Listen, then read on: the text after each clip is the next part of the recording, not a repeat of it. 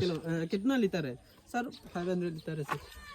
ये नहीं लेके जा सकते। अब लगेज में डाल देता है ना। आदिवासी हेयर ऑयल ये मेरा ओरिजिनल है। है। इसमें तो बाल आ गया भाई, देखो देखो अगर बाल अगर आ गया तो आ गया, ठीक है, और नहीं तो डाल दिया। देखो यूट्यूब में डाल दिया। ये ओरिजिनल है कि नहीं देखते हो ना, ये अभी पता नहीं चले। और ये वाला के पहले लाया था ना, ये हो सकता है ओरिजिनल, मिक्स हेयर ऑयल। अभी पता नहीं चलेगा तो देखता हूँ ओरिजिनल कौन सा है ये। Oil half in hour after bath twice in a week.